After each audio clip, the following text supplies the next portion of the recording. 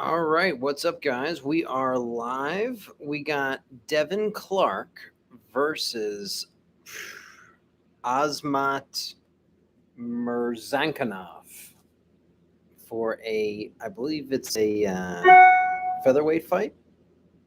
Let's see here. It should be a good match. Co-main event of the UFC.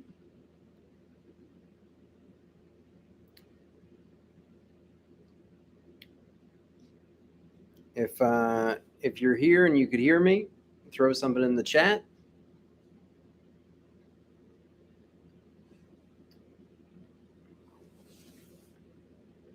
We got the ad before the fight, and I'm really excited for the next fight, especially. It's going to be Dominic Cruz versus Marlon Vera, and that's an excellent fight. Dominic Cruz was a former champion of the UFC, and Marlon Vera is definitely on the rise. I heard him talking about a crazy story where his newborn baby was like a month or two old, and the UFC was like, okay, we'll give you an opportunity to be. It was either on the Ultimate Fighter reality show or something with the UFC where he would have had to like move and not see his kid, and he did it. He moved away from his newborn baby to just be able to train for the opportunity to get in the UFC. So props to him for that dedication that he showed to do that. And it should be a good main event fight. They both really want it. There was a famous interview where they both said that they are willing to die for the ability to win this fight. So should be interesting. Really kind of sells the fight, and it should be interesting to see what happens in the actual fight itself, especially when you talk a big game like that. Dominic Cruz is an interesting character. A lot of people say he's like the best fight analyst in the game, and I don't disrespect that notion, but and I do think his fight IQ is high, but I don't know about the best. There's a lot of intelligent people um, in this game. So no disrespect to Dominic Cruz, though he was a former champion. He's been fighting in the UFC forever, and he was known for having to come back from knee surgery after knee surgery after knee surgery. And one of the major occurrences that seem to happen in his fights is people just leg kick the shit out of his legs, and they kind of really stifle his movement. All right, so it looks like Devin Clark and hmm, I'm seeing Nate Ladwiener, Landwehr, Landwehr. He seems to be going for the fight, but that's not that's not what I thought it was. UFC fight night.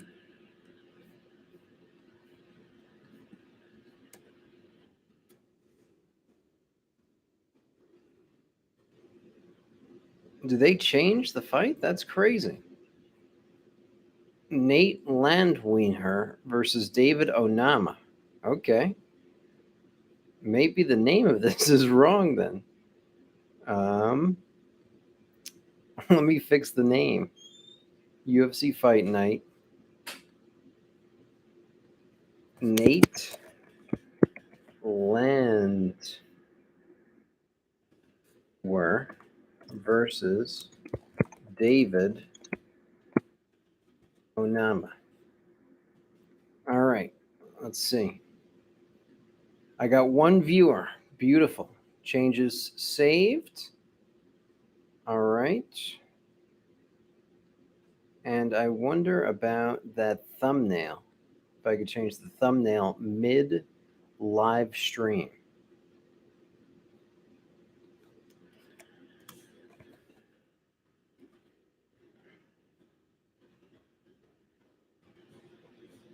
Landwehr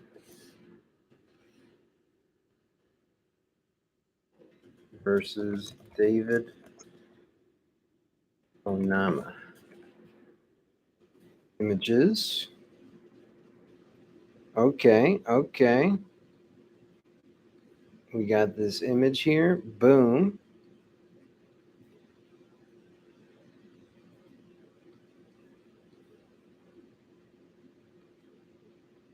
All right. Looks like I changed the title and the thumbnail all while I was live. Beautiful stuff. They are entering the ring right now. Got my Hulu stream going. If you guys have ESPN in any regard, you can watch this fight. Hulu has ESPN built into it. Some TVs have it, and anywhere that ESPN and ESPN Plus plays, you can watch this fight. We got a message. Is this Nate versus David? This is Nate versus David Onama, yes. The tail of the tape, Nate 34 to David's 28, 5'9 to 5'1, no, 5'9 to 5'11. They're both weighing in at 145 pounds. Nate, the white guy, has a 72-inch reach, and the black guy has a 74-inch reach. And we are underway. All right.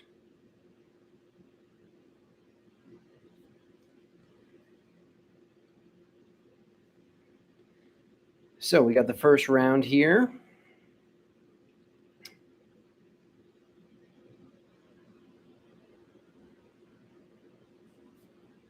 They both seem to be trading in the pocket here.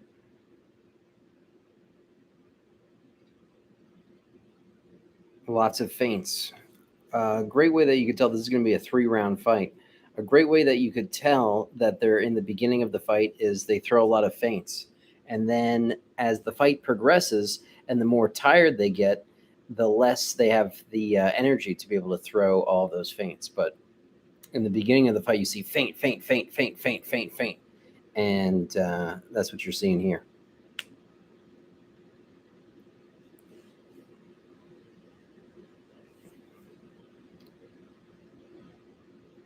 Onama throwing big overhand looping punches here.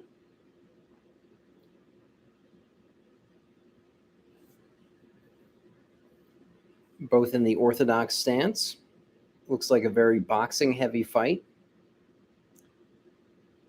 Leg kick thrown by the white guy, and a sort of a slip / takedown. Goes into a front headlock situation and escapes. One of the best ways to escape the front headlock, which is what he just did, is really to get a thumb post around each side of the hand and then to extract the head. I was one time asked by one of my students, how do you escape a front headlock? And it's as simple as just holding the grip with both hands and literally removing your head from the position. 2 minutes left in the first round. Oh, huge knockdown. This might be it. Onama with a huge punch. Nate struggling hard. Suplex takedown. Can he finish it here? If Nate survives this would be very impressive. This could easily be finished or stopped. Excellent job by Nate, kind of controlling the distance here. Turns his back after the mount attempt. Really holding on and clinching real close. Oh, and he turns and he's on top. That's one of the dangers about taking the back like that. Sometimes you could lose that precious top position. Wow, what a turn of events. Nate almost gets knocked out and then ends up on top here in the guard throwing elbows. Exciting first round, but I wonder how Nate's doing right now after really being rocked hard and almost finished in this fight. Crazy circumstance there. Oh, and Onama comes in with more straight punches down the pipe. 1, 2, 1, 2, 1, 2. A great tactic. And I love how Nate closes the distance. Whenever he's hurt, He goes in and he clinches so that you can't get the power you need to throw those punches. I have a great series on my YouTube channel if you guys want to check it out about how distance equals power. And the more you're able to manage the distance and create distance in between your opponent, the more power you could generate. And that's being manipulated very well by both of these fighters here. Onama to initially land those punches, and then Nate, the white guy, in being able to clinch, control, and get away from all of that danger.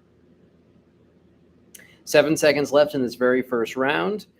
Exciting stuff. Ooh, a nice elbow over the top from Nate. And it looks like Onama ends the round in trouble. So a great back and forth there on who was winning that round. Crazy, crazy stuff. We got the commercial right now. And boy, that was a crazy first round. I hope the other rounds are just as exciting. Lots of distance control in this one. One of the most famous things about distance control is whoever controls the distance controls the damage that can be done in the fight. And you see that through every single martial art. And this fight is a great example of that. If there's one thing to gain from this fight, it's that. 17 seconds left. The ref has a crazy beard, says Ken Shaloya. I agree. He does have a crazy beard. And did you know, I think it's the guy with the beard, right? I wasn't even focusing on the ref, but it's the guy with the beard that he tucks it into his shirt and it goes all the way down. Here they're showing the replay of Onama almost knocking his opponent out here. And second round is underway. Very good stuff here from the white guy. I'm sorry, I'm just going to have to resort to the white guy and the black guy. Their names are tough. White guy is really coming in and establishing his punches here early on. He seems to be landing punch after punch, probably throwing 10, 12 punches, 13, 14, 15 to Onama's 0.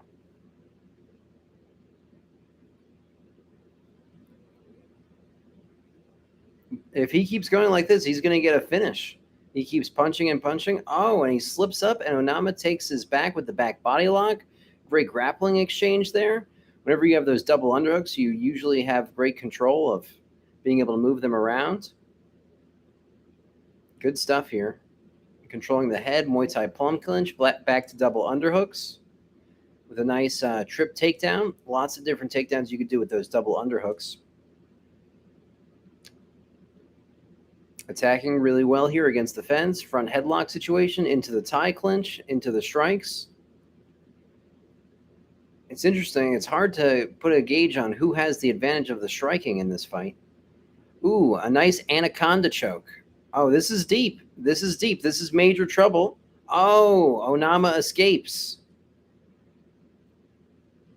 Nice little double leg versus a technique called the gut wrencher.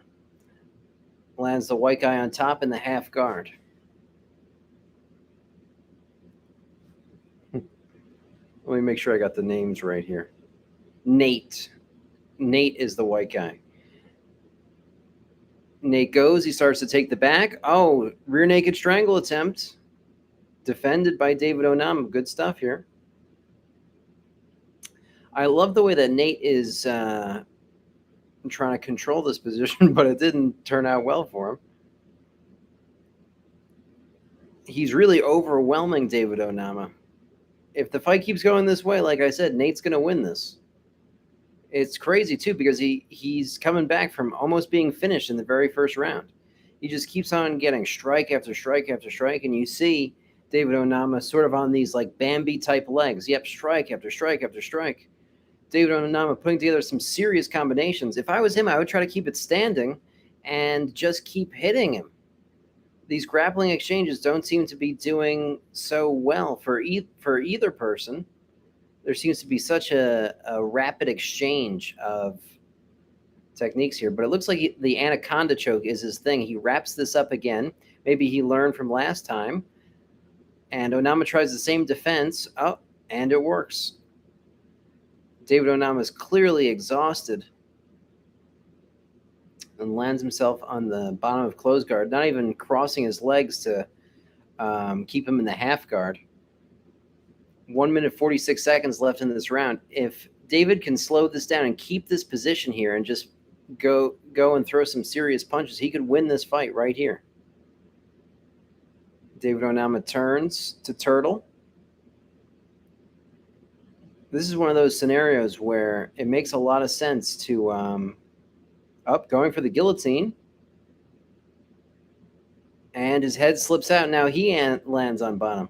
Really, both fighters need to be able to keep these positions more and more and emphasize more control as they keep losing and slipping through all of these positions. Huge punches for Nate. He's throwing strikes, 57 seconds left. Looking for the rear naked strangle. He's got to put his hooks in on that turtle. There he goes. He puts the hooks in. Gets his deep seatbelt. He's probably going to try to flatten him out here. That's what I would do. In this situation, I love the trapping of the wrist. Bringing him back, though, to the bottom of the mount seems like a good plan to keep on pounding away. 20 seconds left. Can David Onama survive the rest of this round? It's very close. 17 seconds. This fight can be stopped at any time. Mount position again. Very close. 5, 4, 3, 2, 1. And time. David Onama looks like he survived that round.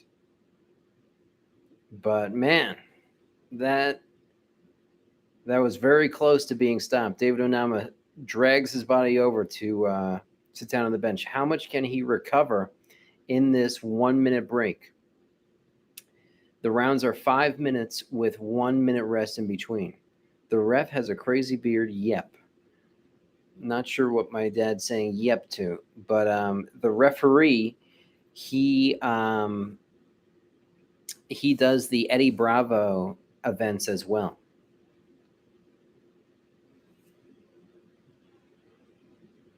Oh, nice shot. They're doing the replay behind the ear from Nate and David.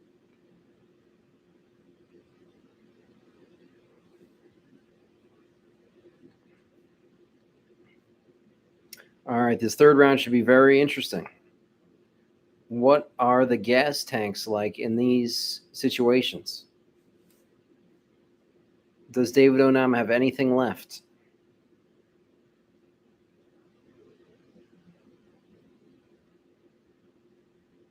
Nate should be coming out like he did in the previous round, but he might be too exhausted to do it himself.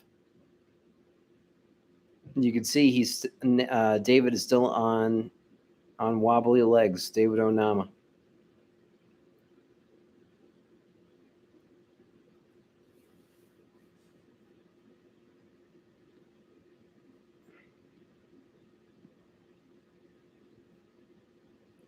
Big punches from Nate.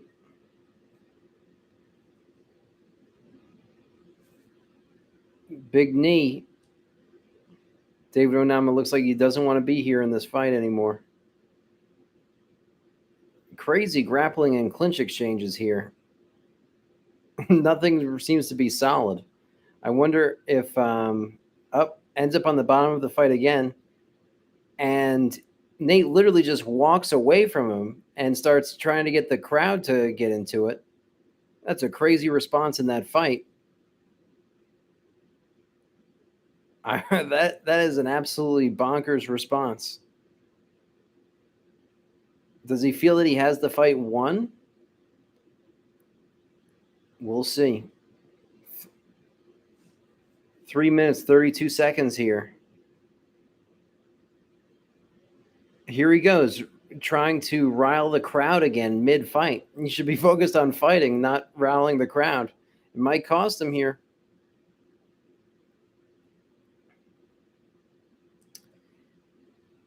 Onama still on these Bambi-type legs, could barely stand.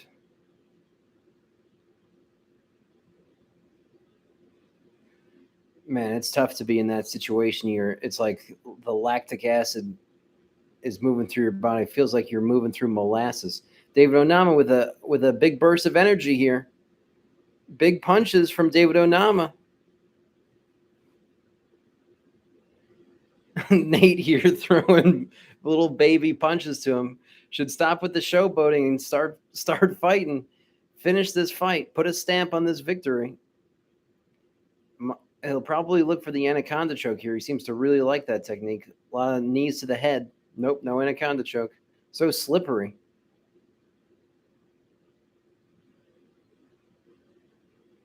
Both of these guys tired. Now David Onama signaling to get the crowd going on. These are some slow labored punches here.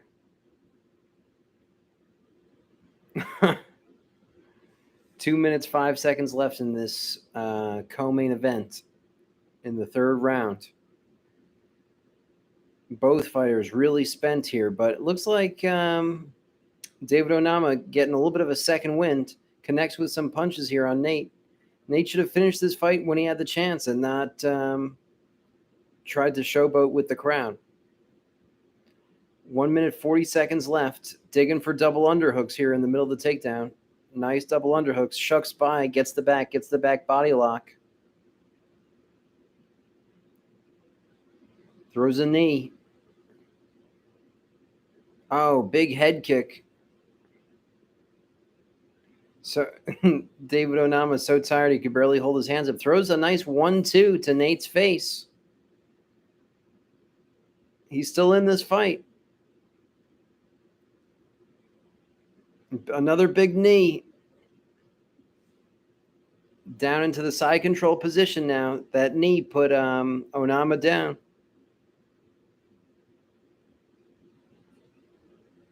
Going for an Americana here from side control. And then using it now to pin and control the wrist. Back to the Americana. And he let it go. Gets up, starts showboating the crowd again. At this point, I almost hope he gets knocked down from all this showboating that he's been doing. Man, if you're there in a dominant position, finish the fight, you know? I've seen that happen before, and Dana White has cut fighters from the UFC for doing that. So he's got to be careful, especially when he's in a dominant position. You better finish the fight. Then you could do all your celebrations afterwards. Oh, and David Onama comes back with some punches of his own. A crazy exchange. The ref separates them in the middle. Wow. That was one of the crazier fights I've seen. I guess you got to give that to Nate Landwehr, the white guy. But, man, should be an interesting decision.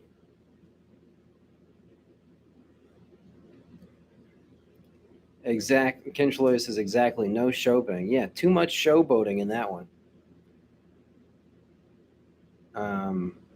He had several dominant positions that he just let go just to showboat in the middle of the fight.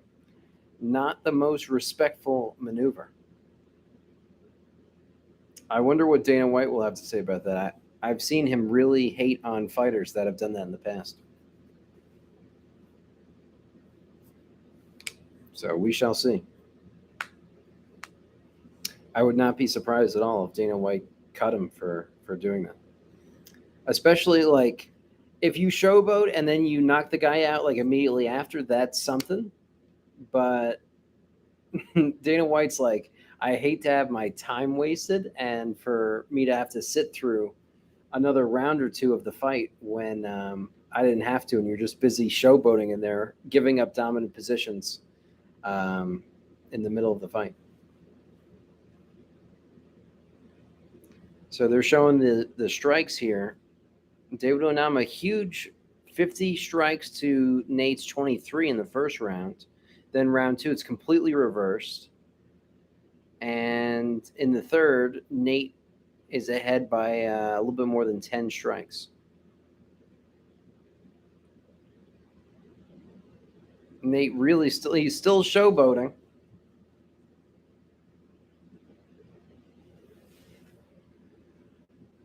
Wouldn't it be funny if they gave this to David Onama, the black guy, after all of the showboating Nate did?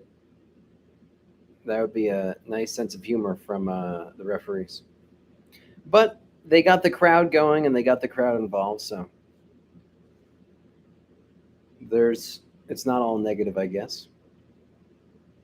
Bruce is announcing it right now.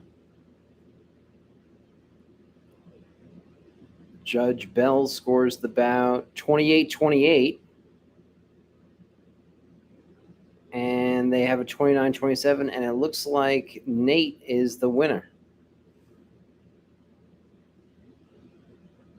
And show of respect between both of those fighters now. DC starts the interview. And an interesting fight. Kind of a unique fight. Anyway, I will be back to commentate on the main event, Dominic Cruz versus Marlon Vera. Great fight. I will see you guys soon. Much love.